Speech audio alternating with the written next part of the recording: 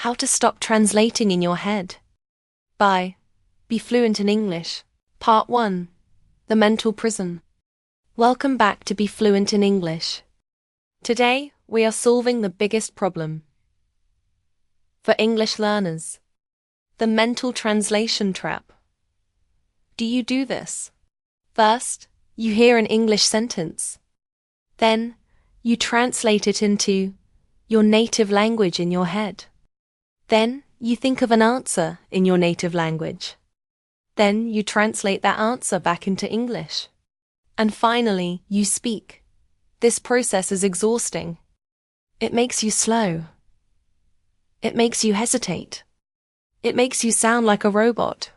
But most importantly, it stops you from being fluent. In this video, I will show you how to break this habit. I will teach you how to build a direct connection between your brain and English. Let's stop translating and start thinking in English. Part 2. Why we translate. Before we fix the problem, we must understand why it happens.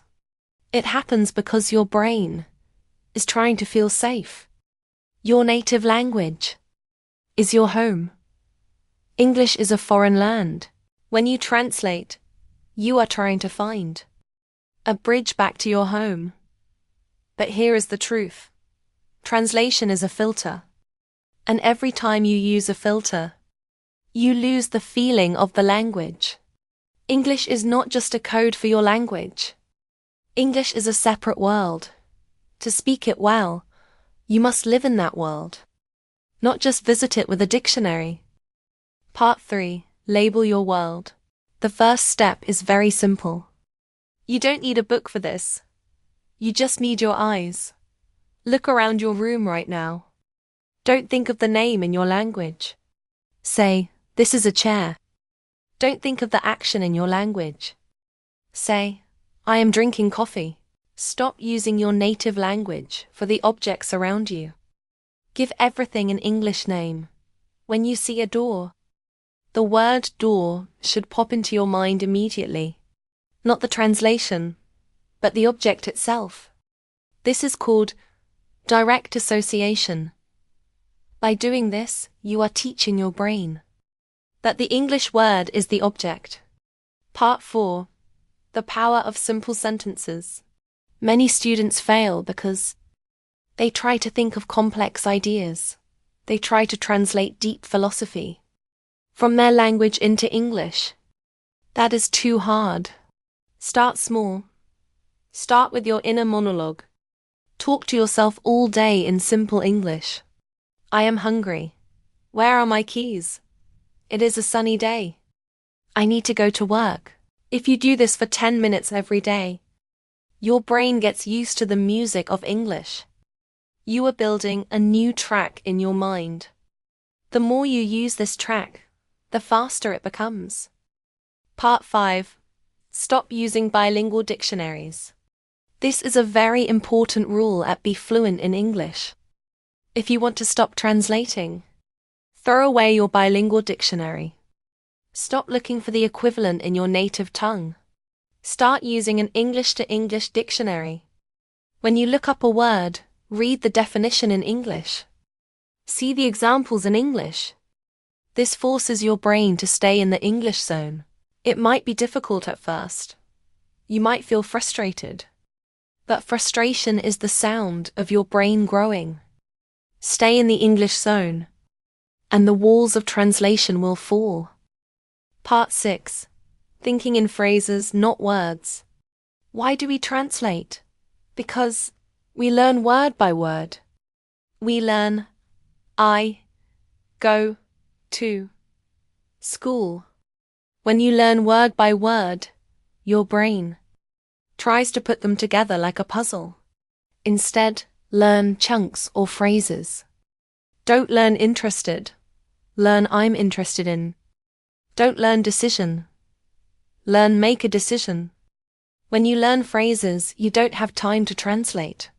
The whole phrase comes out as one piece of information. It's like a pre-packaged meal. You just heat it and eat it. Chunks are the secret to speed and natural flow. Part 7. The guessing game. When you hear a word you don't know, don't stop the conversation to translate. Try to guess the meaning from the context. Look at the person's face. Look at the situation. If someone says, "It's freezing outside," and they are wearing a big coat and shaking, you don't need a dictionary to know. Freezing means very cold. By guessing, you are using your logic instead of your translation memory. This is how children learn. They don't have a dictionary. They have context. They have life. Be like a child. Embrace the mystery and guess. Part 8. Visualizing the meaning. When you learn a new word, don't write the translation next to it. Draw a picture or find an image on the internet. If you learn the word enormous, look at a picture of a giant elephant. Connect the sound enormous to the size of the elephant, not the word in your language. Your brain processes images much faster than text. Use this power. Create a mental gallery of English words. When you speak, you will see the image and say the word. No translation needed. Part 9. Immersion at home. You don't need to fly to London or New York to stop translating. You need to change your environment. Change your phone settings to English.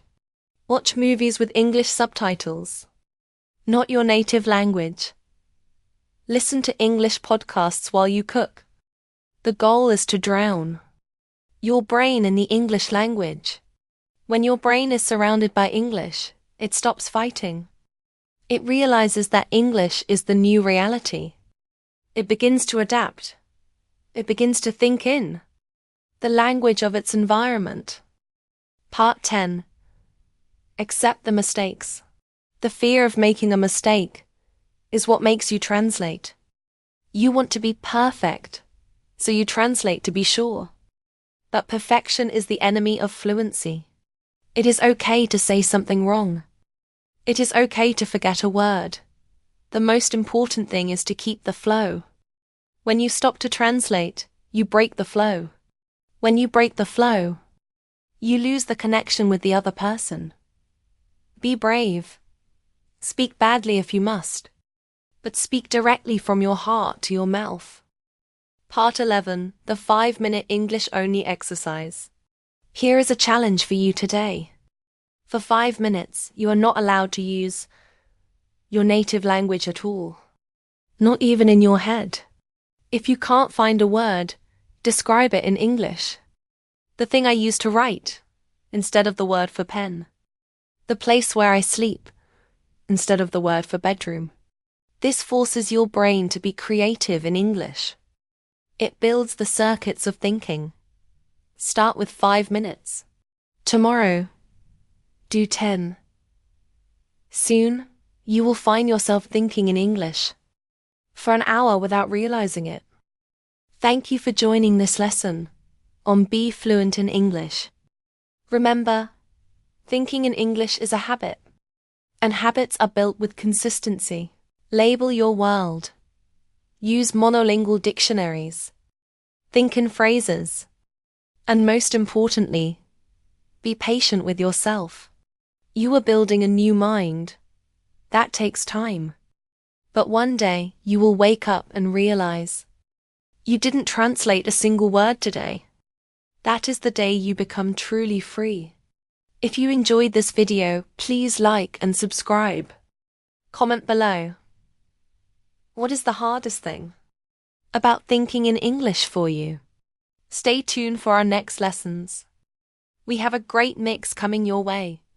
Exciting stories, clear explanations, and videos exploring many different and interesting topics. Get ready. The next lesson will be an interesting story.